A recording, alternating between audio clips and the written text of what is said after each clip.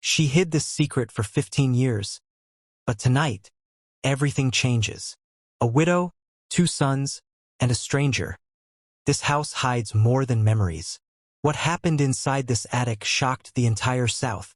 This is the story the Harrow family tried to bury. In the heart of South Carolina's sprawling cotton fields stood the Harrow Estate, an old, towering structure that looked less like a home and more like a monument built to hold grief. Time had carved its marks deeply into its walls. The once white columns were now stained with years of storms, mildew, and neglect. The wooden floors creaked even when no one walked on them, and every window pane rattled as if whispering long-buried secrets.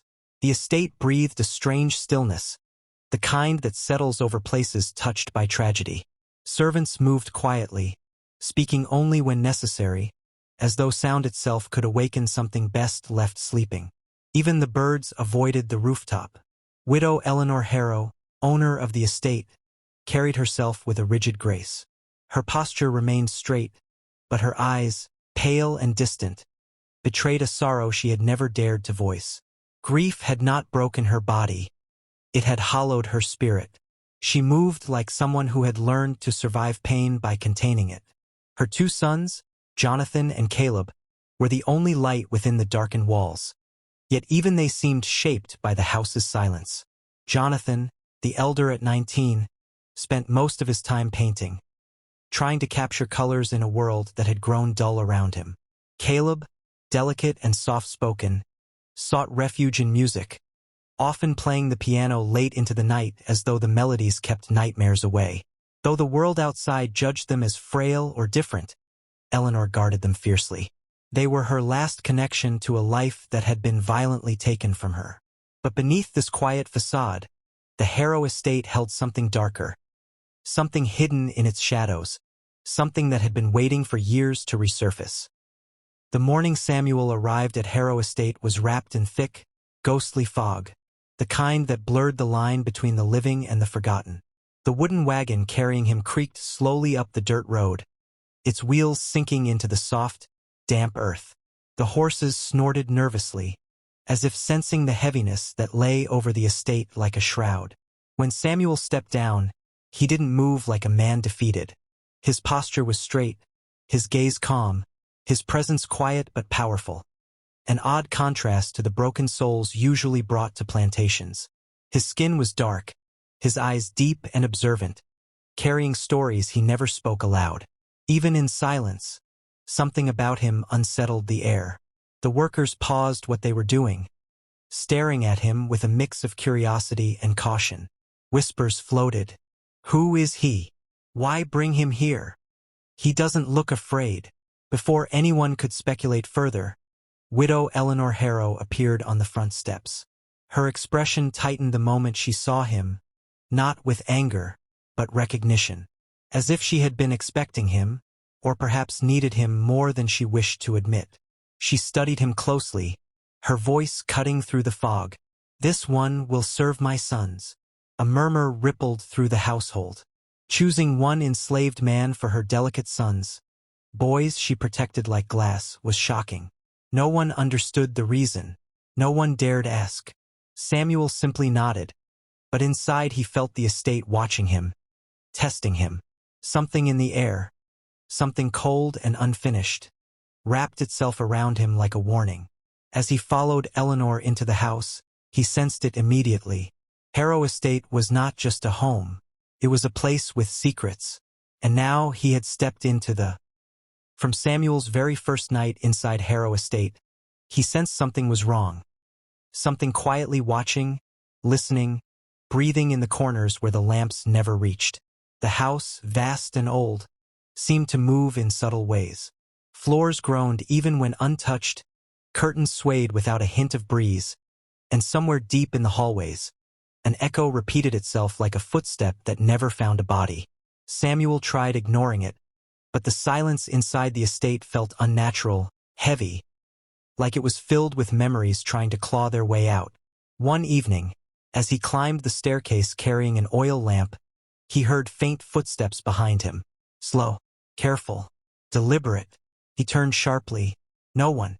But the footsteps continued for 2 seconds, then stopped. The next morning, at breakfast, Jonathan, the elder son, sat unusually pale, pushing food around his plate. When Samuel passed behind him, Jonathan spoke in a low whisper. "You hear them, don't you?" Samuel paused. Jonathan didn't look up. He simply continued, "The footsteps, they come every night. Mother says it's the house settling, but—" His voice dropped to a trembling breath. "Houses don't settle like that. Not for years." Later that day, Caleb, delicate, soft-spoken, and easily startled, was sitting beside the piano, his hands shaking slightly. He didn't lift his eyes as Samuel approached. "Sometimes the walls feel alive," Caleb murmured. "Like they're listening, like they're waiting." Samuel realized something deeper. These boys had grown up in fear. Fear so constant they had learned to live with it. By the third night, Samuel saw it himself. A shadow slipping across the hallway wall, though nothing stood between the lamp and the floor. Harrow Estate wasn't haunted by ghosts. It was haunted by secrets, and now they had begun to follow him too. The attic door stood at the farthest end of the second-floor hallway, alone, silent, and almost forgotten. Dust coated the wooden frame so thickly that it seemed no hand had touched it in years. But what unsettled Samuel most was the massive iron lock hanging from it like a warning sign carved in metal. Every time he passed that part of the corridor, he felt an unmistakable coldness sweep over his skin, as if the door itself exhaled a chilled breath. One early morning, before the sun had fully risen, Samuel was lighting lamps when he noticed someone standing perfectly still near the attic door.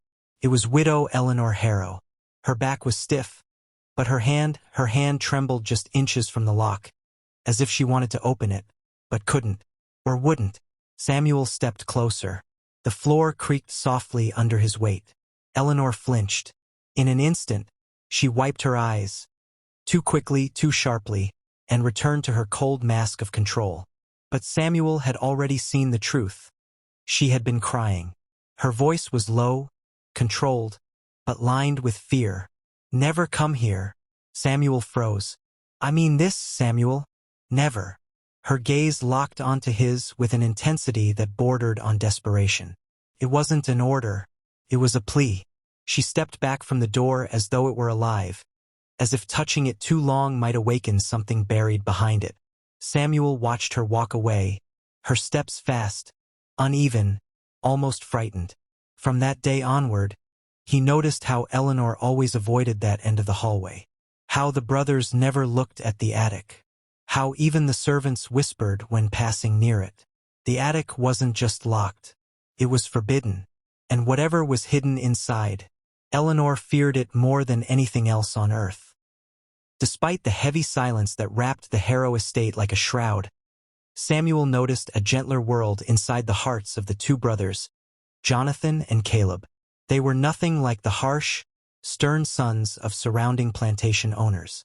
They carried softness in their voices, hesitation in their steps, and a quiet vulnerability that life on this land had never allowed to grow freely. Jonathan, the elder, found refuge in painting. His small room was filled with half-finished canvases, sunsets that looked brighter than reality, faces he painted from memory, and colors he wished existed in the house's dim corridors. Samuel would often find him lost in thought, brush poised midair, as though afraid to disturb his own imagination. Caleb, on the other hand, spoke through music. The piano in the parlor was old and slightly out of tune, but Caleb's fingers, though delicate and often bruised, brought it to life. Some nights, he played until dawn, letting each note echo through the lonely halls, as if he were calling out to someone who never answered. At first, the brothers kept their distance from Samuel, unsure of him the way one is unsure of a storm. Quiet but powerful. But Samuel's calm presence began to soften the invisible walls around them. When Caleb hurt his fingers again from hours of practice, Samuel gently wrapped them in cloth. Caleb looked up with hesitant gratitude. "Most people call us weak," Caleb whispered. "You don't." Samuel replied simply, "Delicate things can be stronger than anyone expects." A faint smile touched Caleb's lips. Jonathan, too, began to trust him, letting Samuel light lamps for him as he painted late into the night, breaking the silence with honest questions and quiet laughter. For the first time in years, the brothers felt safe. And for the first time, Samuel felt he belonged somewhere. But beneath this growing bond, Harrow Estate's shadows continued to thicken, watching, waiting. It happened on a night when the sky roared with thunder and rain hammered against the windows like angry fists. The storm had swallowed the estate in darkness, flickering lanterns casting uneasy shadows along the walls. Jonathan and Caleb arrived at Samuel's room with an urgency he had never seen before. Jonathan's voice shook. "Come with us, please." They led him down the hallway to the library, a room thick with dust, old leather, and memories that refused to fade. Caleb closed the door behind them, as if afraid the storm itself might listen. Jonathan moved toward the towering bookshelf and pressed his hand against a particular panel. To Samuel's surprise, the panel loosened, revealing a hidden cavity. From inside, Jonathan pulled out a worn, brown leather diary. The edges were frayed, the pages yellowed, the handwriting delicate but urgent. The diary of Thomas Harrow, their father. They handed it to Samuel, trusting him as though he were family. Samuel opened it carefully. The words within were heavy, trembling with truth. "I have decided to free every soul on this land. If I die, know it was no accident. It will be Silas Thorne. Eleanor must guard the evidence, even if it destroys her." The storm outside growled as if responding to the confession. Jonathan's breath hitched. Caleb covered his mouth to stop the sob forming inside him. Samuel closed the diary slowly, feeling the weight of the man's final courage. "Your father wasn't taken by fate," he said quietly. "Someone murdered him." The wind howled through the chimney, as though echoing the truth at last. The boys weren't just living in a haunted house. They were living in the aftermath of a buried crime. Samuel didn't expect Jonathan to lead him toward the east wing of the mansion, a part of the estate that always felt colder, quieter, and strangely untouched by time. Caleb followed close behind, clutching a lantern whose trembling light crawled across the wallpaper. At the end of the hallway stood Eleanor's old sewing room. Its door was locked, but Jonathan removed a small brass key from a chain around his neck. "Mother gave this to me the night before she died," he whispered. The door creaked open, releasing a breath of stale air and forgotten years. Inside, the room was frozen in the moment Eleanor had last stepped out. Threads still on the spindle, cloth still folded neatly, and her rocking chair turned toward the window as if waiting for her return. But Samuel sensed something more. He ran his hand along the wall until he felt a faint separation, a hidden seam. Jonathan nodded. "She kept something here, something she never told us about." Together, they pushed the panel aside, revealing a small concealed chamber. Dust danced in the lantern's glow. Inside was a chest, dark wood, iron corners, locked with a heavy clasp. Caleb's hands shook as he opened it. Inside were letters, dozens of them, each sealed with a crimson wax imprint, the mark of Silas Thorne. Samuel picked one up. The ink was faded, but the words still carried venom. "Your husband grows dangerous. He speaks of freedom. If he continues, we will all lose control. Stand with us, Eleanor, or be swept away with him." Jonathan's face drained of color. Caleb staggered backward. Their mother, involved with Silas? Samuel closed the lid gently. "Your mother wasn't just hiding evidence," he said softly. "She was caught in a war, one she never wanted. And now that war had reached the children she tried so hard to protect." The deeper they went into the hidden truths of the Harrow Estate, the more Samuel felt something twisting inside him. These secrets weren't just about the boy's parents. Somehow they were pulling him in too. When Jonathan hesitantly asked, "Samuel, why did Mother trust you?" Samuel went silent.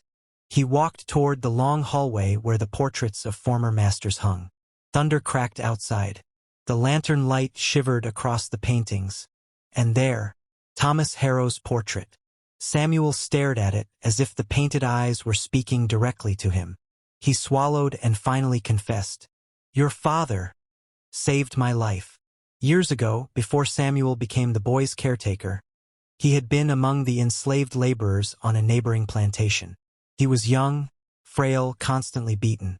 One night, near death, he tried to run and collapsed at the edge of Harrow land. Thomas Harrow found him. Instead of punishing him, he brought him into his home, fed him, clothed him, and told him, "No man deserves chains. Not in my sight." Samuel was never a worker after that. He became a companion, a watcher, and eventually someone Thomas trusted with the care of his sons. And then Samuel revealed the part he had never told anyone. Your father knew Silas was planning something dark. He asked me to protect you both, if anything ever happened to him. Jonathan lowered his eyes. Caleb clenched his hands. Samuel looked at them with deep sorrow. I owe my life to your father. And now, I think the danger he feared is finally here. The house felt colder, the storm louder, and the truth heavier. Someone out there still wanted the Harrow family destroyed. Jonathan led Samuel and Caleb to a narrow staircase behind the pantry. A staircase most in the house didn't know existed. It spiraled downward into the old root cellar, where the smell of earth, mold, and something metallic lingered. This is where father was last seen, Jonathan whispered. Lantern light flickered across the stone walls. The boys' shadows stretched unnaturally long, as though the darkness was trying to grab hold of them. Caleb pointed to a patch of ground. This used to be covered. Mother never let us come down here. Samuel knelt and brushed his hand across the dirt. Beneath the loose soil was something hard. With a bit of digging, they uncovered it. A broken pocket watch, Thomas Harrow's initials engraved on the back. Jonathan's breath trembled. He always kept that in his vest. Deeper marks in the dirt appeared, drag lines, as if someone had pulled a body across the floor. Samuel examined them carefully. He didn't walk out of here. Someone brought him down, took something from him, then dragged him away. Suddenly, Caleb froze. Listen. Soft scraping. Footsteps? Or something brushing against the outside cellar doors. They held their breath. The cellar doors shook. Once, then again, as though someone was testing them from above. Jonathan grabbed Samuel's arm. It's him, Silas's men.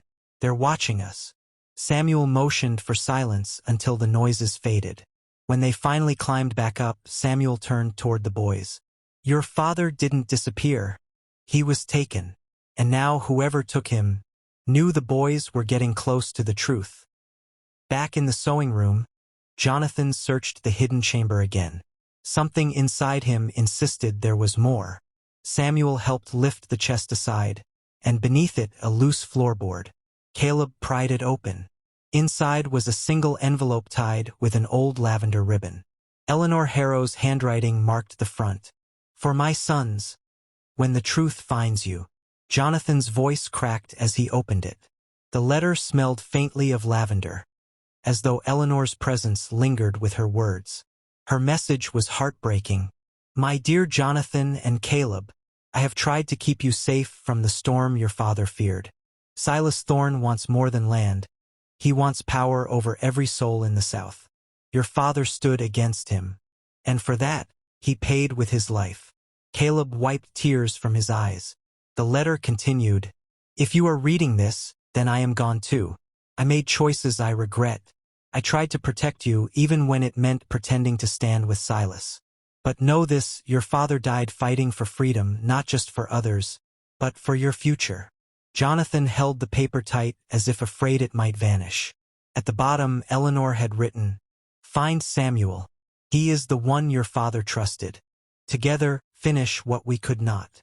Samuel felt his chest tighten. Eleanor had known her time was short, yet she placed her son's lives in his hands. He looked at them both. Your parents weren't weak. They were warriors, and now their fight is yours. The boys nodded through tears.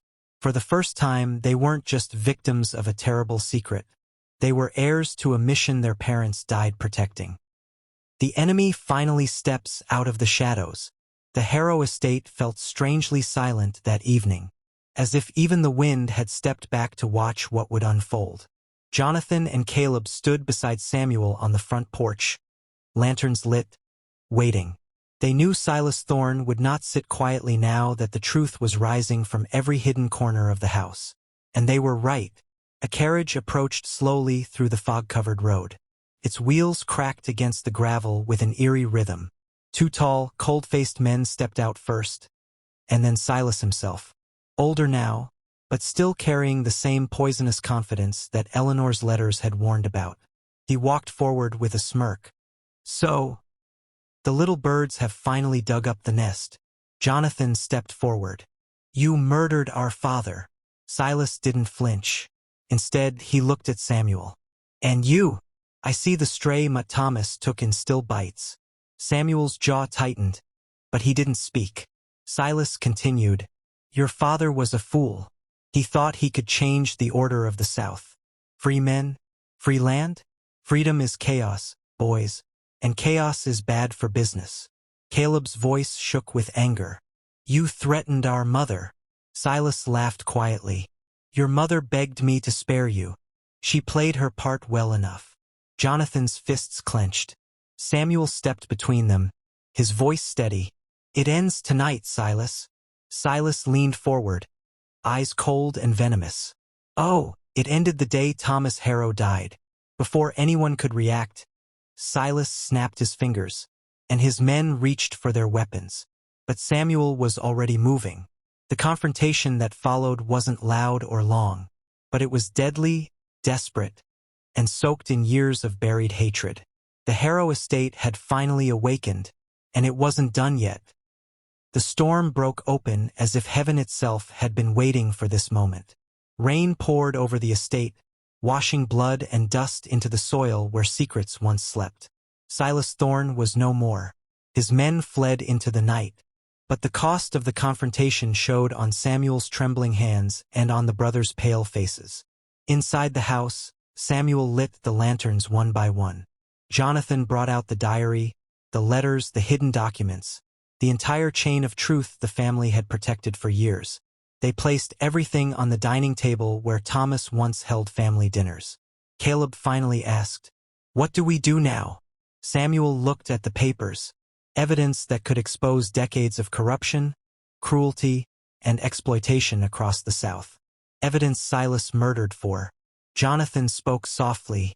"Father wanted freedom, not revenge." Samuel nodded. "Then we honor him by finishing what he began."